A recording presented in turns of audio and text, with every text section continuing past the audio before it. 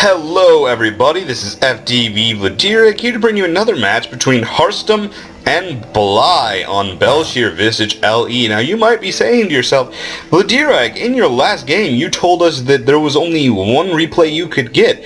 Well, I didn't lie to you. What happened is, it turns out some of my replays are mislabeled in the saves, because you see I download these saves from my website source, and then I basically sort of take their word for who is in the replays. For all I know, these could both be Smurfs for MKP, playing each, he's playing versus himself, because everybody's a Smurf for MKP. Either way, since I take the word of what the site says, I was under the impression that that was the only replay. It turns out that there is at least some mislabeling going on, and I indeed do have all three replays. Now the question becomes, in what order were they played? I do know that Harstem had to have won once, and Bel'shir had to have won at least once, because I have 3 matches.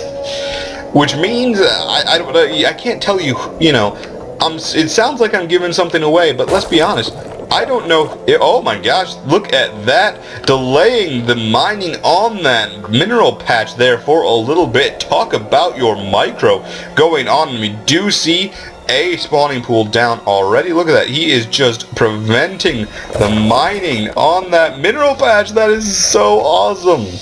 I don't even know if that has any effect really whatsoever. I mean, I guess it knocks it down to a 21 patch instead of 24, but I do not know what the actual effect is. Interesting note that he scouts the spawning pool before hatchery and decides to go Nexus first on this map.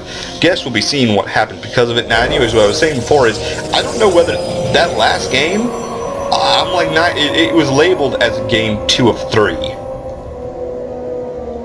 But it was also, it wasn't supposed to be like, it basically, I've recently figured out that one game that I have labeled as Thorzing vs. Harstem is actually Bel'shir vs. Harstem. So, listen, I somehow these replays have gotten a bit messed up.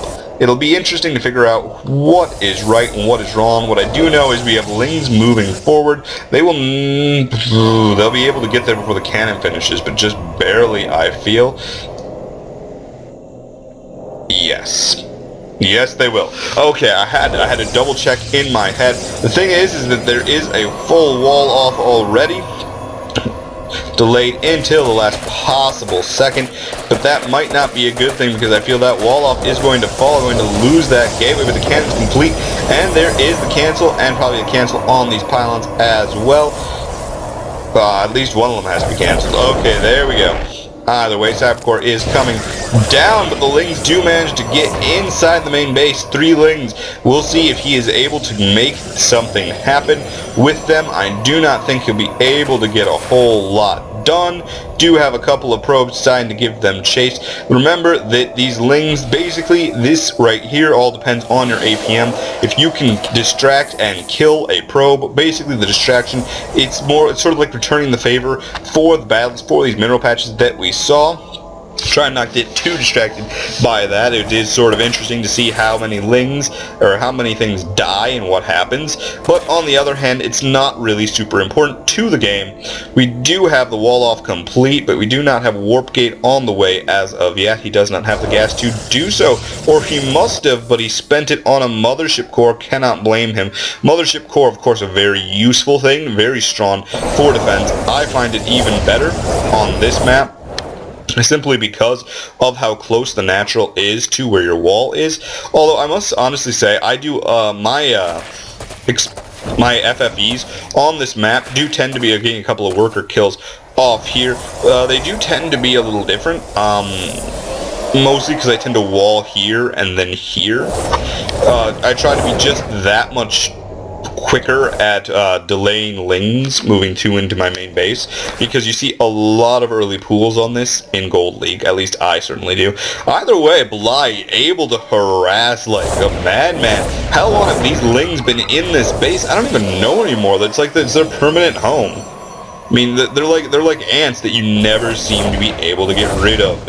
You know, you don't have pop in your room, you don't have sugar candy, but the ants are there, and you're living in an apartment 3 stories up, and you're just like, I have no food. Well, out.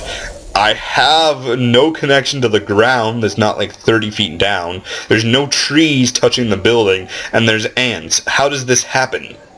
And the ants are just like, we just wanted to be here. And then you can't get rid of them. You cannot get rid of them. Oh my god, I can't believe that lead is still alive. Oh my goodness, this game. Alright, you might notice a slight skip in the video and that my voice has changed once again. The reasoning is I have some people coming over here and talking that I didn't expect them for basically another 45 minutes, which means that this game is going to continue. They are going to be doing something, whatever they're going to be doing, talking over there. We do see this next is going to be worked down by these lings, and I am in a separate room going to finish this cast for you. Because, let's face it, I don't have a social life. I'm an amateur StarCraft caster. You already knew I didn't have a social life.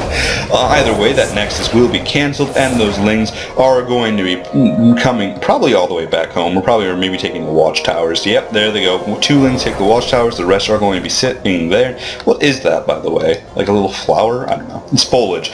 I will be making a new series called Map Making, or something like that. I'll actually have to work on a much nicer name, because I have a real interest in making StarCraft maps. I actually have 2 out so far, FDV's Zill Stronghold and FDV's Cliffs of Forever. Cliffs of Forever is a smaller map, much more aggressive playstyle, and whereas Zill Stronghold is a much more macro map. Either way, we do have Double Stargate coming down. I like the choice. Does he have a robo facility like he did last time? No, just going straight for that Sky Toss. Not that I can blame him. These rocks are going to be taken out by Bly. That is a very useful thing to do, and he is delaying the 3rd base with that creep. We do have a Hydralisk coming down and the double upgrades, which will be also very useful.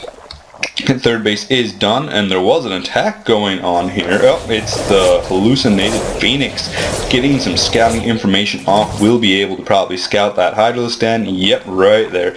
And of course we are seeing, canceling the muscular augments, going instead for those grooved spines. That was such a fast cancel, oh my gosh. Either way, these are going to have to be very careful about how they engage these lings. Want to be engaging in this little pocket here, trying to get the best possible engagement they can. Otherwise, lings counter like everything that Protoss makes. That's the thing. Lings seriously cancel everything that a Protoss player makes. It's just how it works. And there's going to be probably another little skip in the video. Everybody hold.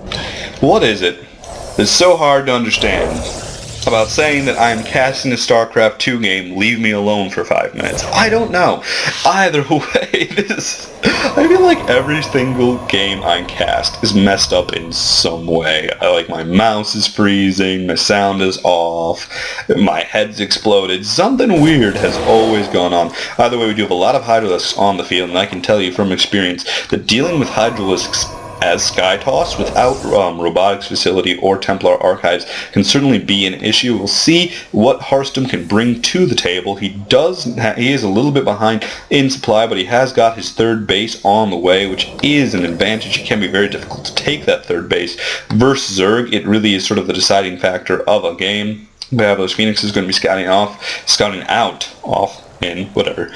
We are going to be seeing probably a little bit of a Ling Hydra push here. It will be very difficult for Protoss to take down. Maybe more Zealots might help. Those sentries will be very advantageous to this. Almost the worst time ever to move out, or maybe the best. I do not know, but he is going to have to move back. We're going to be losing at least a Phoenix. He might have lost 2 there. Going to be very careful about how he engages this. Might even be just seeing force fields on the ramp, just trying to block him out. I entirely know we do not. Are seeing Zealot Soccer orping in, and some Void Rays are getting done. Motion Support is moving into position, but these units are deciding not even to engage like that. They're going to be moving over there. He does seem to scout that with the Phoenix, noting all this going on. They are going to be attacking probably the 3rd base. This is a very difficult position to defend. He does have a couple of cannons, 3 cannons there, that will at least give him some time, some advance warning. And there's the Photon Overcharge going to be in the engagement. I'm not even sure if that is the best, or if it might be better to use Time Warp on the Hydralisks. Hydralisks are slow already. Time Warp just makes them ridiculous. It's not even funny. Either way, the engagement has begun. That Photon Overcharge doing a good deal of damage, helping him take out everything there. A lot of force fields used, and that is a lot of Hydralisks. I feel like he actually might be in danger if those Hydralisks do manage to push right through. Only question is what will happen now. We do have another Stargate on the way, one for each base, I do notice. And what are we going to be seeing next? We don't really see a whole lot of ground upgrades, which I feel might be a deciding factor in this game. Do we have any air upgrades on the way? We do not. That is also going to be an issue, because the armor for these Hydralisks does affect a lot of the damage done by Zealots and Void Rays. So you have to be very careful. On sentries too, but who really thinks of sentries for their DPS? So that's not really important. Either way, we do have 1 armor coming down as well. That is going to be useful against them, because Hydralisks are also high DPS units. They do actually have a decent amount of damage they do, but I say high DPS units because they rely a little bit more on the speed of which they attack than the actual damage they do.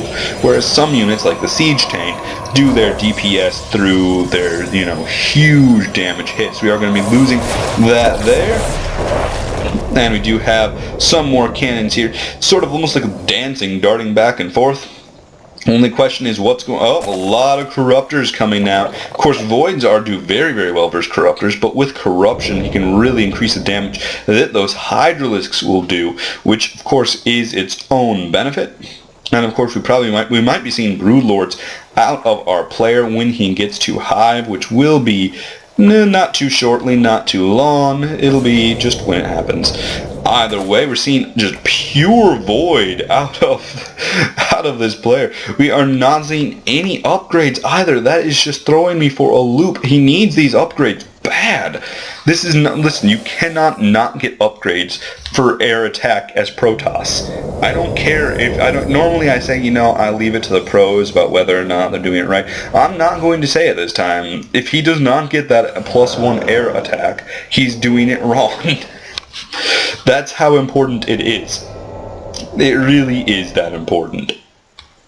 Especially since he's so devoted to Sky Toss. You have to Contaminate going down there, and indeed Greater Spire on the way. Question is whether he'll even need it. I feel like he has the forces to push right through this, especially if he's caught out of position here, which he is. This will be a problem as his forces do try to scramble into the fray. There is the Guardian Shield and the Force Fields, and we see the Prismatic Alignment going to be ruining these Corruptors, and there is the Time Warp going to be affecting that. Of course, they are in range, so the Force Field less of an issue than it necessarily needs to be.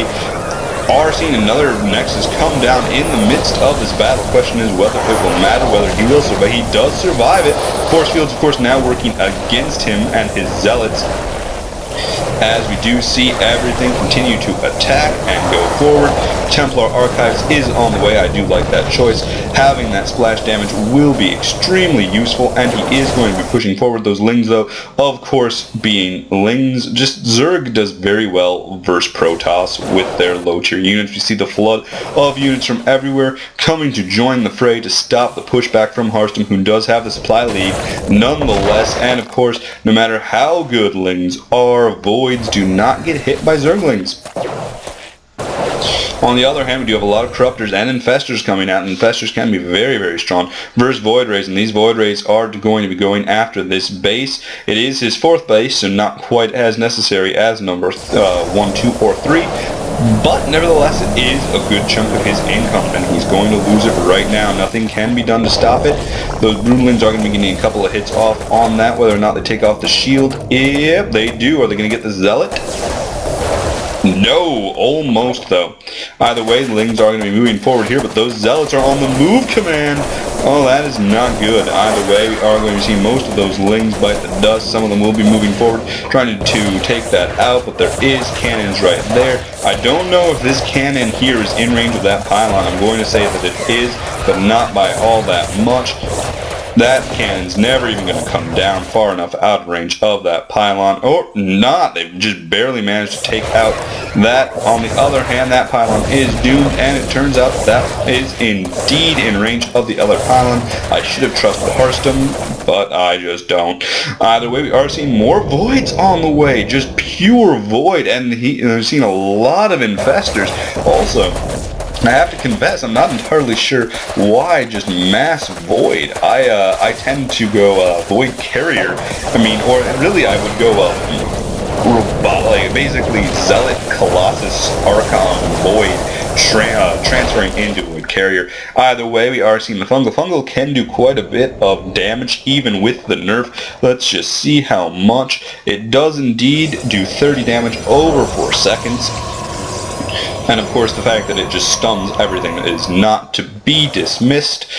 So all in all, very useful. We are seeing these, I love the positioning. I love how they always know where everybody is, and it's just always so good. Either way, a lot of infesterling. There's a fungal. Gonna be seeing more fungals probably. I don't know if he can push this back. He's going to lose a lot here, if not everything entirely. All of a sudden, Harstem, who seemed to be in such a good position, cannot hold. There's the recall, but will it be enough? Oh my gosh. Just barely managing to save some of what he has, but he just couldn't save enough. There goes the cancel down on that, and all of a sudden his Nexus is in trouble. He needs this third base, just like in that last game that we saw. Bly needed his. You know, when you lose these bases, it can be an issue, and we are seeing a robotics facility in the most odd place. You can imagine just there, I believe, to help shield those cannons. Does its job, and they are scared off somewhat. Still sort of just dancing around, ready to engage, but Bly now all of a sudden has the killer supply lead, 34 to 100, or 34 over, 33 over now. All of a sudden, it's going to be an issue. That Zealot needs to start, get down and hide. The Zerg are just coming through. Oh gosh, Infestor Corruptor Ling. The new threat to Sky Toss. Don't even have to go to Swarmhost Viper on it. Either way, we are going to be seeing... Oh, that Void Ray is out of position. It is deader than a door now, and it knows it. On the other hand, there is the attack over here. Did it finally manage to find the back? I don't think it did. Are we going to be seeing... There goes the storms down on those Corruptors, but is it enough? Infested Terrans are going to be spawning. They are very, very good versus Void Rays, but it doesn't even matter. They aren't even necessary. Just too many Corruptors, and all of a sudden, Harstem has... Does he have anything? No. He has those Zealots, and all of a sudden his main base could come under attack. This just combined is going to be able to hold off a lot. See, Infested Terrans have been locked behind the wall. There goes the corruption down on that Zealot. Will not be able to last very long. Corruptors, of course, are fantastic at what they do. And this battle, just Harstem, I don't think he can hold this off. Oh my goodness, Bly just with the crushing victory here. And so much money banked up. It doesn't even matter if he did lose this. If he just lost his entire army, if they just disappeared into nothingness, would not matter. He could replace it in a heartbeat. He has like no larva though, which is one thing to note. Either way, those voids are destroying that, and the good game, well played by Harstem. And there goes game number something of this. I have no idea. We're going to call this game 1, and that other one was game 2. And so game 3 will be the deciding match between these two players. Who will win this set? I do not know. I cannot wait to find out. This is FDV Vladimir.